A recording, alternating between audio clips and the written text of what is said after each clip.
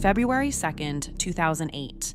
It was supposed to be an ordinary Saturday morning at a Lane Bryant clothing store just outside Chicago. Instead, a man posing as a delivery driver walked through the front doors carrying a gun. He ordered the 6 women inside to the back of the store, bound their hands with duct tape, and one by one opened fire. 5 women were murdered, and 1 somehow survived. Nearly 2 decades later, despite an enormous investigation involving local police, the FBI, and thousands of tips, the killer has never been identified. Who walked into that store that morning, and why? This is the unsolved Lane Bryant mass murder.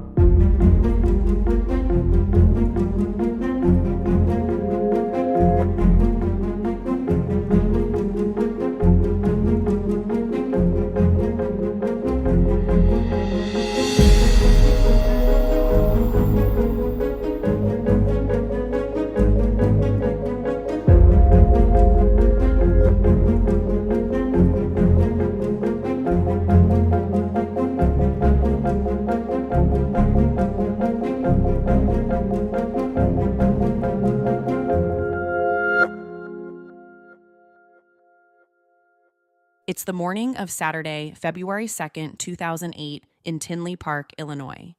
The temperature hovers in the mid-20s. Fresh snow blankets the ground, and a thick layer of fog hangs in the air, making it difficult to see very far ahead. Even bundled up in a heavy winter coat, the cold has a way of cutting right through you. For most people, it's just another freezing February morning in the Midwest. Inside the Lane Bryant store at Brookside Marketplace, however, employees are beginning what they expect will be an ordinary workday.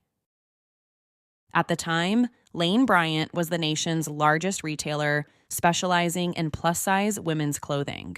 With more than 440 stores in 46 states, it's a familiar name in shopping malls nationwide.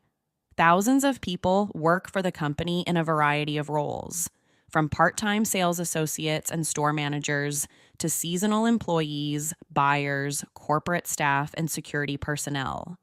For many, it isn't just a job, it's a career. Before 2008, the name Lane Bryant was simply associated with fashion. Today, for many people, it brings to mind something far different. One of the most shocking, unsolved mass murders in Illinois history. The Brookside Marketplace shopping center was still relatively new. Located just off Interstate 80, roughly 30 miles southwest of downtown Chicago in Cook County, it had opened only a few years earlier, in 2005. Its location made it an easy stop for shoppers traveling through the area, and it didn't take long for the center to become a popular retail destination. Stores like Target, Kohl's, Dick's Sporting Goods, and Best Buy helped draw steady crowds, along with several restaurants and other national retailers spread throughout the nearly 600,000 square foot complex. Among those businesses was Lane Bryant. That Saturday morning, 42-year-old store manager Rhoda McFarland arrived to open the store for the day, accompanied by a part-time employee. But to this day, that employee's identity has never been made public. And later in this episode, I'll explain why. At exactly 10 o'clock that morning, the doors to Lane Bryant opened for business. Rhoda McFarland and the part-time employee settled into what they expected would be a routine shift. And within minutes, 2 women came into the store to shop, browsing the racks like any other weekend customer. About 15 minutes later, someone knocked on the store's rear entrance, and standing outside was a man claiming to be a delivery driver. There was nothing strange about that. Retail stores receive deliveries all the time, and employees regularly interact with drivers, dropping off merchandise or paperwork. The man spoke with the employees and the customers for several moments, giving no obvious indication that anything was wrong. Then, without warning, he reached into his jacket and pulled out a handgun.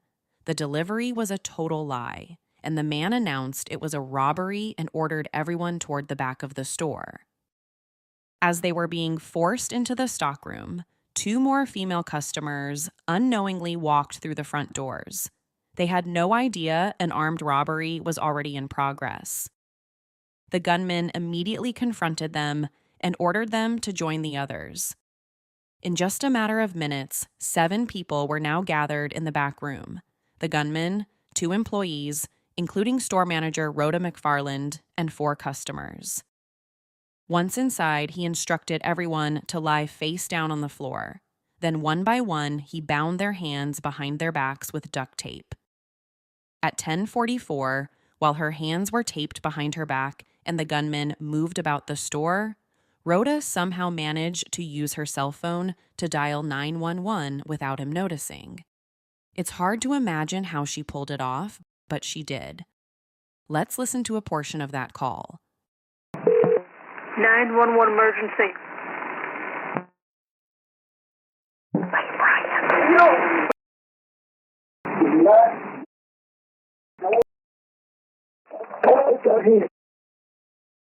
Something to do, huh? What is that? What's that up to? I'm looking at the bullshit.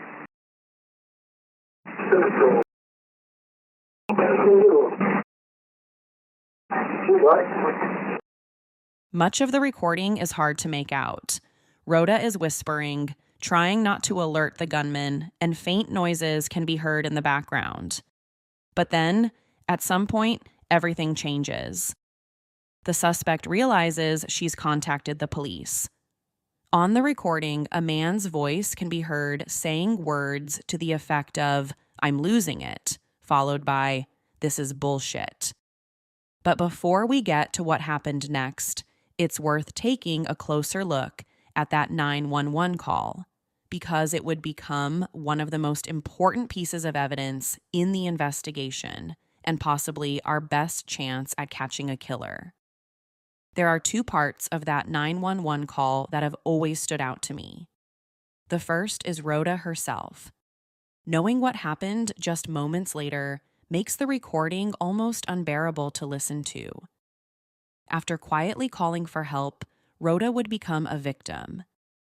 We don't know what she was thinking in those final moments. Maybe she believed officers would arrive in time. Maybe she simply knew she had to try. Either way, she took a massive risk. With her hands bound behind her back, she somehow managed to retrieve her cell phone, dial 911, and whisper to dispatch without immediately alerting the shooter. It was an extraordinary act of courage, done not only for herself, but for the other women trapped in that back room. The second thing that stands out is the suspect's voice. Although much of what he says is hard to understand, investigators captured something they don't often get in cases like this: audio of the killer speaking during the crime. Even a brief recording of a suspect's voice can become an important clue years later, especially if someone eventually recognizes it or if future technology provides new ways to analyze it. Just 2 minutes after Rhoda placed that call, at approximately 10:46, the gunman began shooting. One by one, he shot the women in what investigators would later describe as execution-style killings. And when all was said and done, 5 of the 6 victims were killed. Believing everyone was dead, the gunman fled the store. That 10:46 timestamp would become incredibly important for another reason. It's also the moment the first officers with the Tinley Park Police Department arrived at Lane Bryant in response to Rhoda's call for help. Think about how close that timing was. Within seconds, officers were entering the shopping center as the killer was leaving it. It's entirely possible their paths crossed without anyone realizing it. Responding officers were understandably focused on getting inside the store as quickly as possible to stop what they believed was an active shooting and render aid to any victims. Whether the suspect walked past them, slipped into the parking lot unnoticed, or escaped another way, has never been determined. What is clear is that by the time police reached the store, he was already long gone. Officers immediately secured Brookside Marketplace, blocking entrances and placing surrounding businesses on lockdown in hopes of trapping the shooter before he could escape. But if he had already left the property, those efforts would have come just moments too late. By 11 o'clock, the South Suburban Major Crimes Task Force had been activated, and 8 tactical officers took positions inside the neighboring Target store, while additional law enforcement teams searched businesses throughout the shopping center. They had to consider every possibility. Was he blending in with shoppers? Had he changed his appearance? Or had he already escaped the area entirely? But despite the massive police response, no additional shootings were reported and no suspect was found. If the gunman did remain in the shopping center for any length of time, he managed to disappear into the crowd without drawing attention before ultimately getting away. As officers searched the shopping center, the response expanded well beyond its parking lots.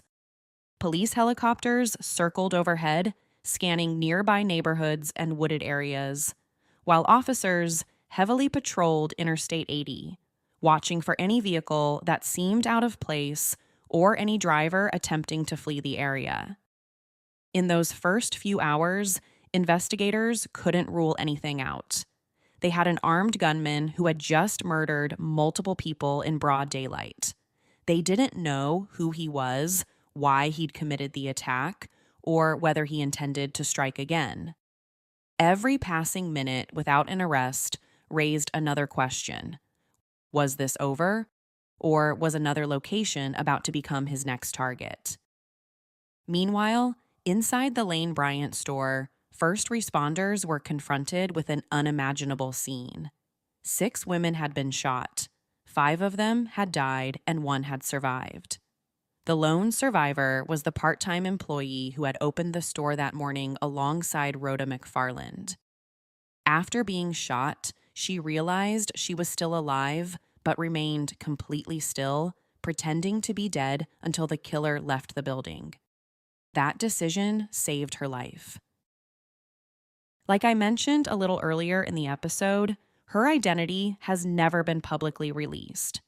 Authorities have consistently protected her privacy, making her the anonymous survivor and the only eyewitness to the massacre.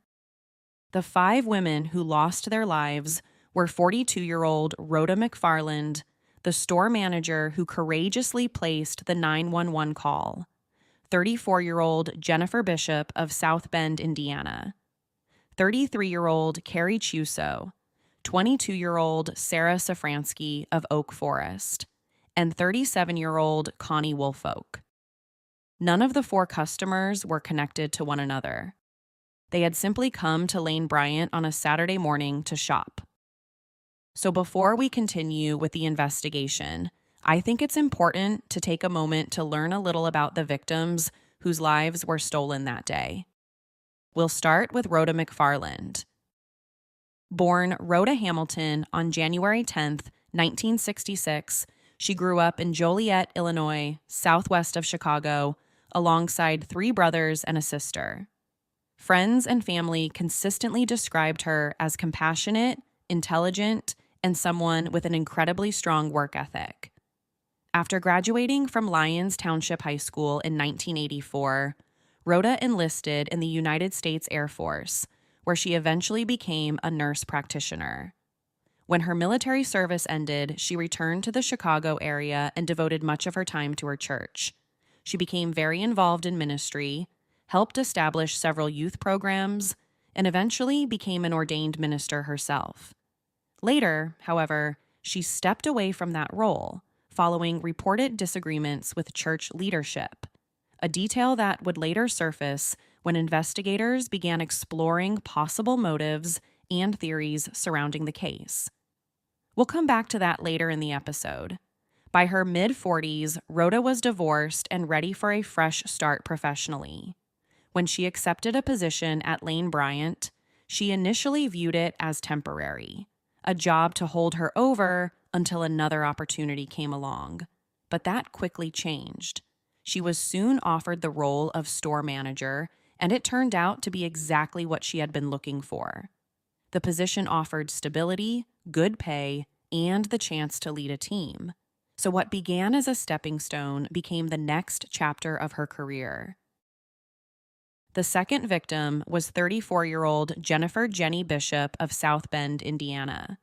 Jenny was a wife, a mother, and an intensive care nurse at South Bend Memorial Hospital, where she'd spent more than a decade caring for critically ill patients. Friends and coworkers remembered her as compassionate, dependable, and someone who genuinely loved helping others. She also left behind 4 children, 3 of whom were younger than 8 years old. On the day of the shooting, Jenny had accompanied her husband to the Tinley Park area while he attended a work conference. And with a few hours to herself, she decided to stop by Lane Bryant to shop for a new outfit she planned to wear that evening. Instead, she found herself in the wrong place at the worst possible time.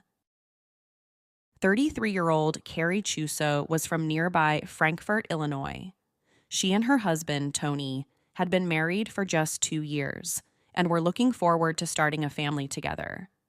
Carrie had earned both her bachelor's and master's degrees before dedicating her career to helping others. She worked as a social worker with at-risk students at the very high school she had once attended herself.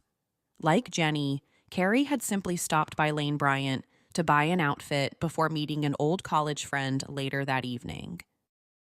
The youngest victim was 22-year-old Sarah Safransky. Sarah had recently graduated from Northern Illinois University in May 2007 and was excited to begin the next stage of her life.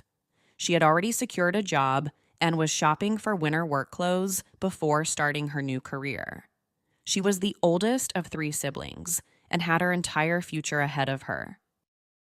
The 5th victim was 37-year-old Connie Woolfolk of Flossmoor, Illinois, located just a few miles from Tinley Park. Connie worked overnight shifts at the Target next door to Lane Bryant, the very same Target that shared the shopping center parking lot. She worked hard to support her family while also making plans with her mother to start a mortgage business. She was also raising 2 sons, who were just 16 and 10 years old when she was killed. 5 women, 5 completely different lives. They came from different backgrounds, held different careers, and had different plans for that Saturday morning. The only thing they had in common was that, by chance, they all happened to walk into the same clothing store on February 2nd, 2008. Investigators believe Connie Woolfolk may have been the only victim who physically fought back. According to reports, blood was found beneath her fingernails, and her injuries suggested she had struggled with the gunmen. If that's true, Connie wasn't just fighting for her own life. She may have been trying to protect every other woman trapped in that back room. That morning, Connie had stopped at Lane Bryant to buy an outfit for an upcoming girls' night out. Between working overnight shifts and raising her 2 sons, she had few opportunities to spend time with friends, and she had been looking forward to the evening. Instead, her life was taken before she ever had the chance. Looking at all 5 victims together, one thing becomes crystal clear. There doesn't appear to be anything connecting them. 2 women were simply at work, earning a paycheck.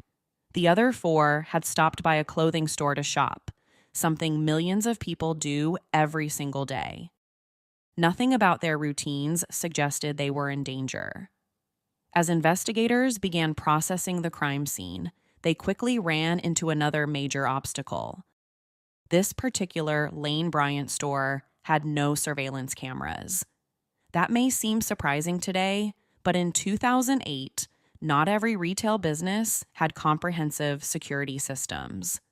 So without cameras inside the store, detectives couldn't watch the crime unfold or identify the killer as he entered or left. Instead, they had to rely on surveillance footage from neighboring businesses throughout Brookside Marketplace. But unfortunately, those cameras didn't provide the breakthrough investigators were hoping for. There was a video that would later become relevant to the investigation, and we'll get to that shortly. But no camera clearly captured the gunman committing the crime or provided investigators with an obvious identification. Police also brought in scent-tracking dogs to search the parking lot and surrounding areas, hoping they could follow the suspect's trail. That effort, too, came up empty. At this point, the investigation largely hinged on one person, the surviving employee. Interestingly, in the immediate aftermath of the shooting, authorities initially announced that everyone inside the Lane Bryant store had been killed.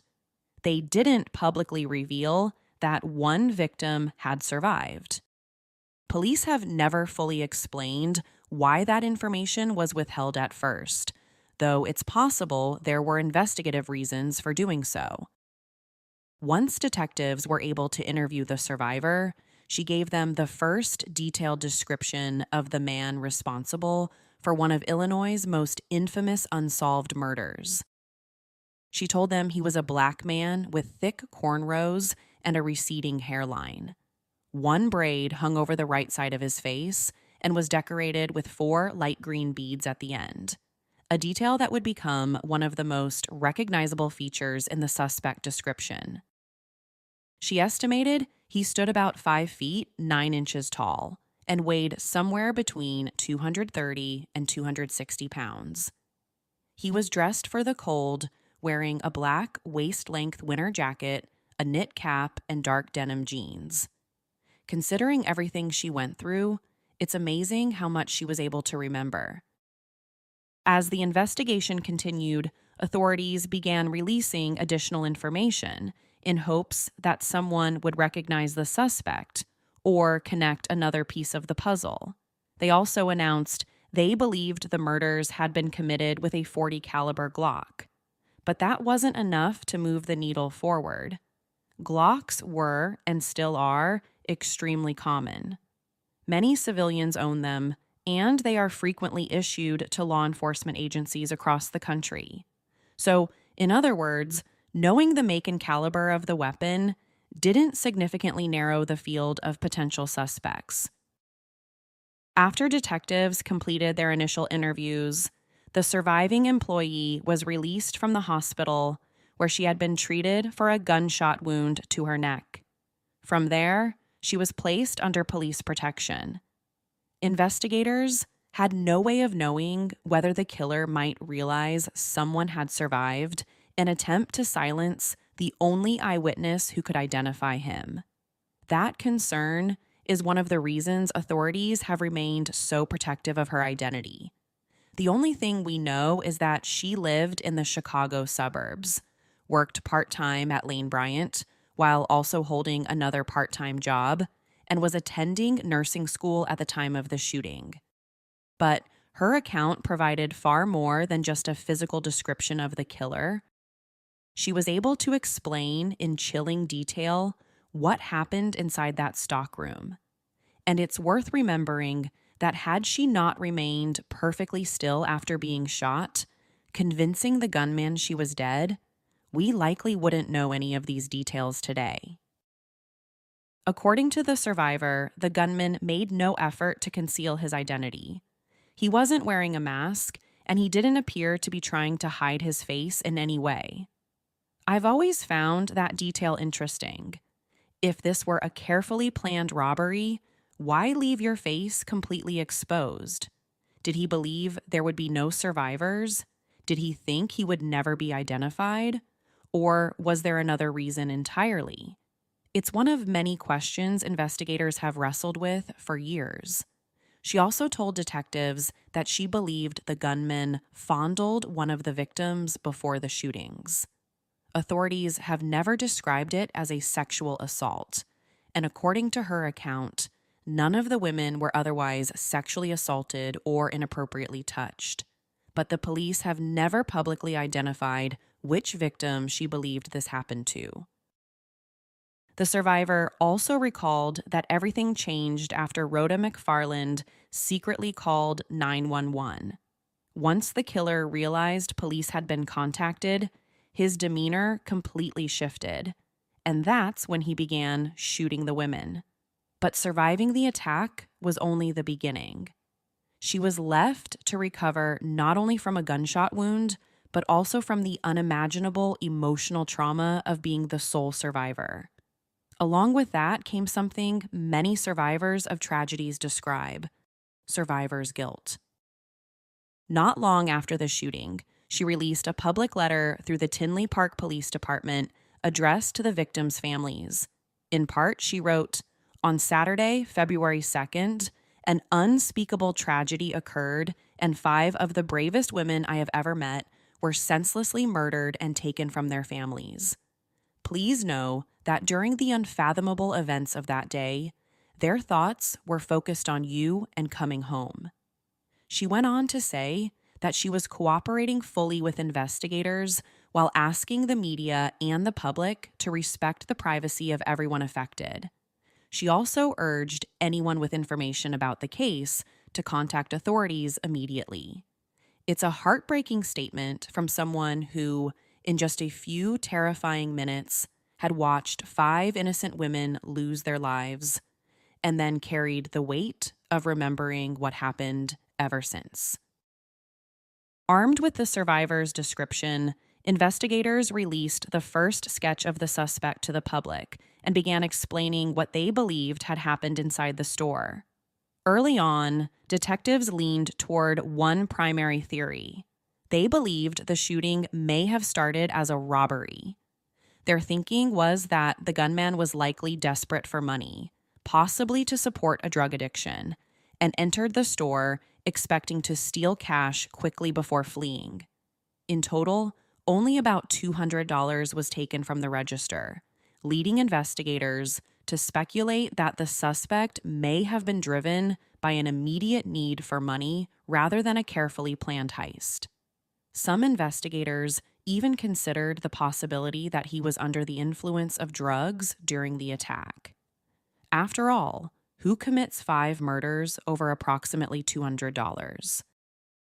That theory seemed plausible at first, but the robbery theory isn't perfect.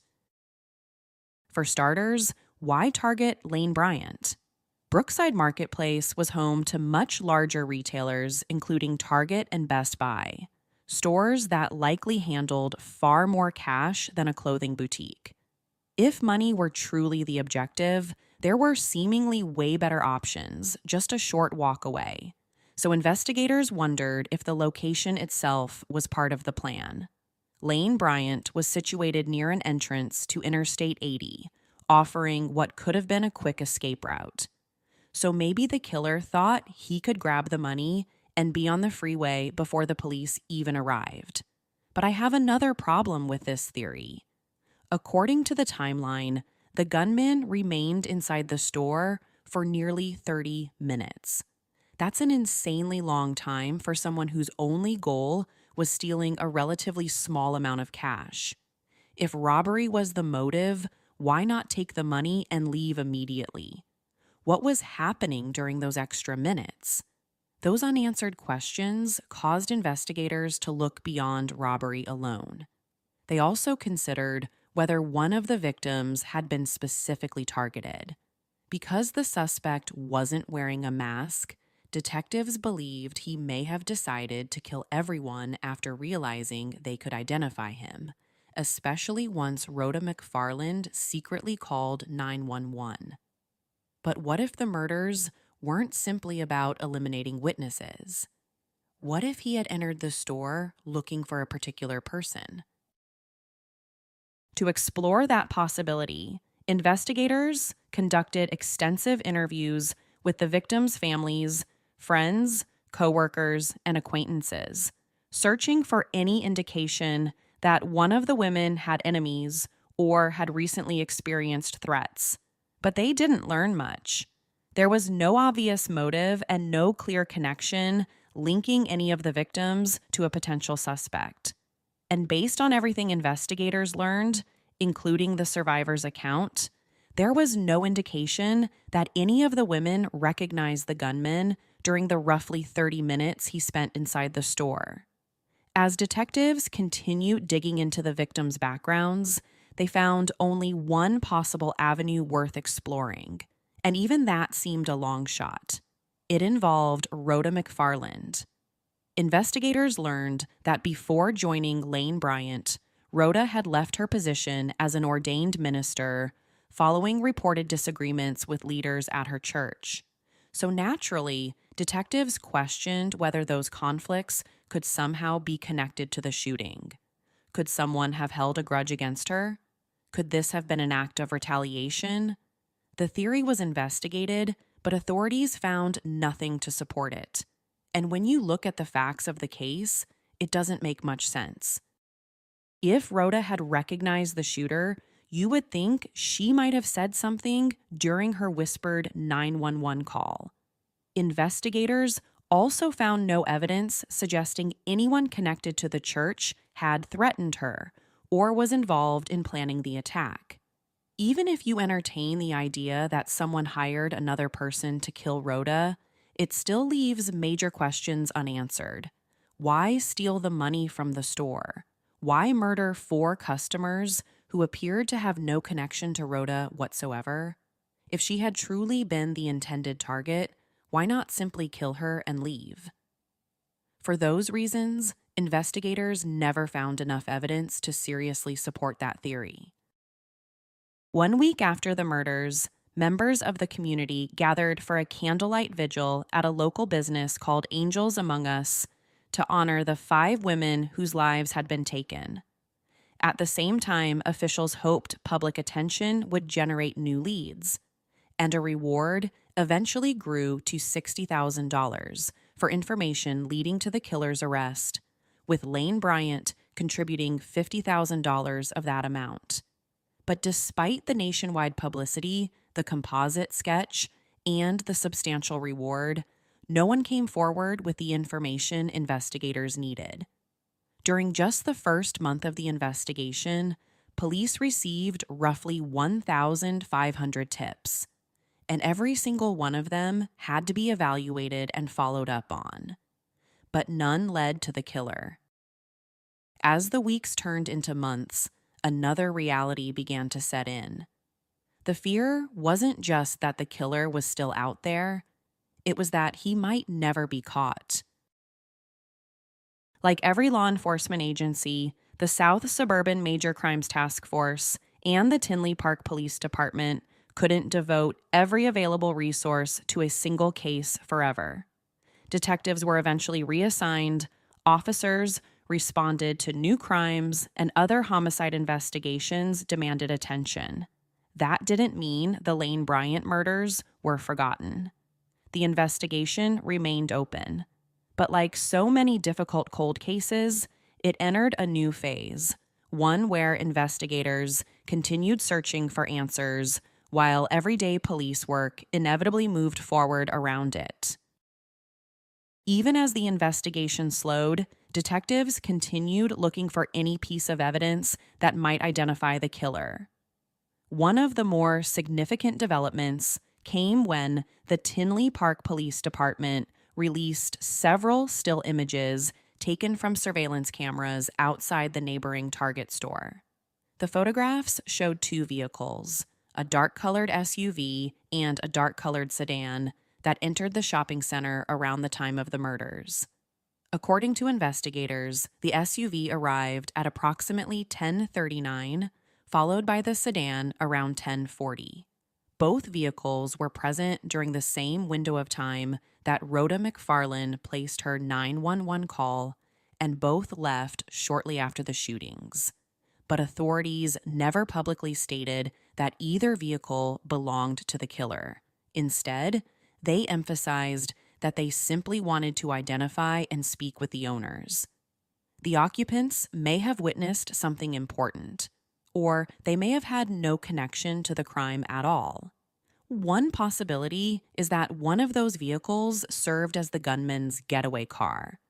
Another is that they were simply parked in a busy shopping center on a Saturday morning and had nothing whatsoever to do with the murders. Investigators even had the surveillance images enhanced with assistance from NASA in hopes of producing clearer photographs. Even so, they were never able to publicly identify the owners of either vehicle, or at least, they haven't announced that they have. Another piece of potential evidence involved a discarded coffee cup.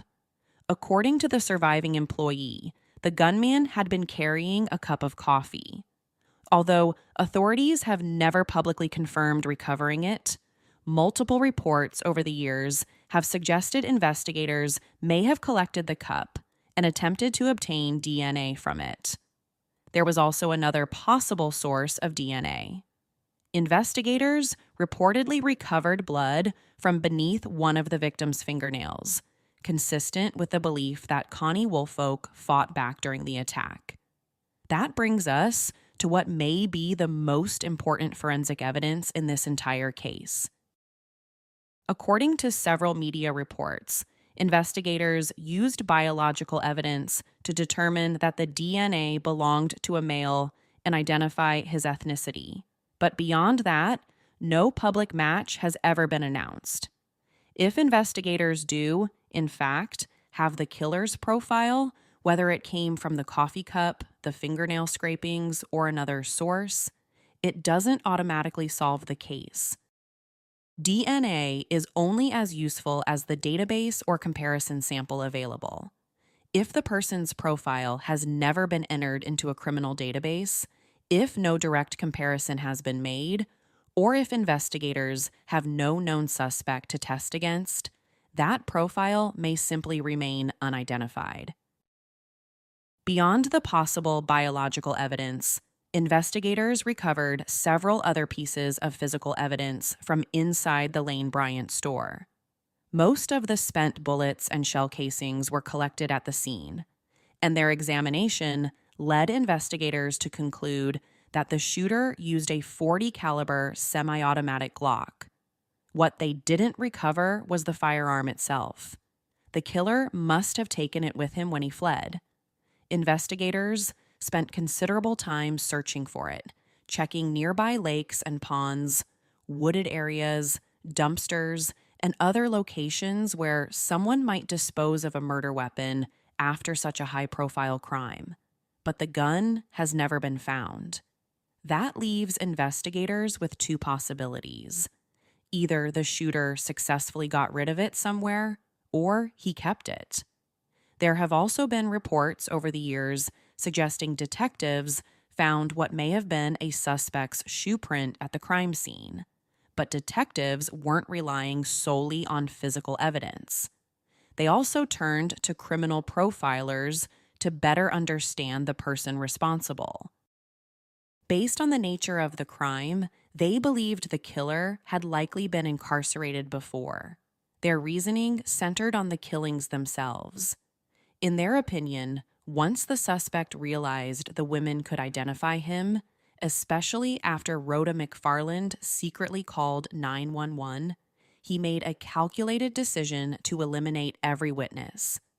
The profilers believed that level of violence suggested someone who had previously been through the criminal justice system and was determined not to return to prison. They also considered other behavioral questions. Did the shooter believe society had treated him unfairly? Did he harbor deep resentment that eventually erupted into violence? And perhaps most importantly, had he committed additional crimes after the Lane Bryant murders? If so, was it possible he had since been arrested or incarcerated under another case without anyone realizing he was also responsible for this one? One profiler even warned, if he feels that anyone is in a position to help police catch him, he will kill again, even if it is his girlfriend or a relative or someone else close to him. He's still very dangerous. Of course, profiling isn't evidence. It's simply one tool investigators use to narrow their focus. Detectives also wondered whether the shooter was familiar with the Tinley Park area. Had he chosen Brookside Marketplace because he'd been there before? Did he have experience making deliveries, making it easier to convince employees he belonged at the back door? Or was this simply an impulsive robbery committed by someone desperate for money? Those questions remain unanswered. Then, in 2018, investigators marked the 10-year anniversary by releasing a new three-dimensional composite image based on the survivor's original description. Technology has improved dramatically since 2008, and perhaps a more lifelike rendering would trigger someone's memory. Around that same time, authorities also released the complete 911 recording, believing that hearing the gunman's voice might help someone recognize him. But once again, no arrest. Today, the Lane Bryant murders remain one of Illinois' most notorious unsolved cases. Over the years, investigators have followed nearly 10,000 tips with assistance from the Illinois State Police, the South Suburban Major Crimes Task Force, the FBI, the Secret Service, and even NASA, which helped enhance surveillance images captured on the morning of the shootings. Despite all of that, the man responsible has never been identified. In late 2024, however, investigators announced that 2 new detectives had been assigned to the case. That may not sound like much, but in the world of cold cases, it matters. Fresh investigators bring fresh perspectives. They ask different questions. They revisit evidence that may have been overlooked years earlier. And sometimes that's exactly what finally breaks a case open. So, what will solve this one? Maybe it's DNA. If investigators truly recovered the killer's biological evidence, modern forensic techniques can finally identify him. Maybe it's someone recognizing the voice captured on Rhoda McFarland's 911 call. Maybe it's identifying the owners of those 2 vehicles seen in the Target parking lot that morning. Or maybe it's something investigators have kept confidential for the last 18 years. Because that's another important point. The Tinley Park Police Department has never publicly disclosed all the evidence it collected. And in many long-running investigations, that's intentional. Holding back certain details helps detectives verify future confessions and evaluate tips that only the real killer would know. Whoever walked into that Lane Bryant store on the morning of February 2nd, 2008, is almost certainly older now. He may still be living somewhere in the Chicago area. He may be in prison for another crime. He may even be dead. But if he's still alive, someone knows exactly who he is. A friend, a family member, a former girlfriend, a coworker. Someone has the missing piece that investigators have been searching for all these years. In the days following the shooting, Lane Bryant established the Tinley Park Memorial Fund and paid for each victim's funeral. The store itself remained vacant for several years before reopening as a TJ Maxx in 2013. 18 years have passed. 5 families are still waiting, and one of the most shocking mass murders in modern Illinois history remains unsolved. If you have any information about the Lane Bryant murders, you're urged to contact the Tinley Park Police Department or submit an anonymous tip to Cook County Crime Stoppers. Someone out there knows what happened. The question is, what will finally make them talk? Find My Killer is a Rockefeller audio production. The show is written and produced by me, Courtney Fretwell. If you would like to support the show, please consider joining the show's Patreon page. To learn more, please visit patreon.com/findmykiller. Your support helps to fund research, production, and editing costs. In exchange for your support, you'll get early access to ad-free episodes and, coming soon, exclusive bonus content. You can also support the show by subscribing, leaving a positive review, and telling friends and family. Thank you so much for listening. Subscribe to Find My Killer on Spotify or wherever you get your favorite shows.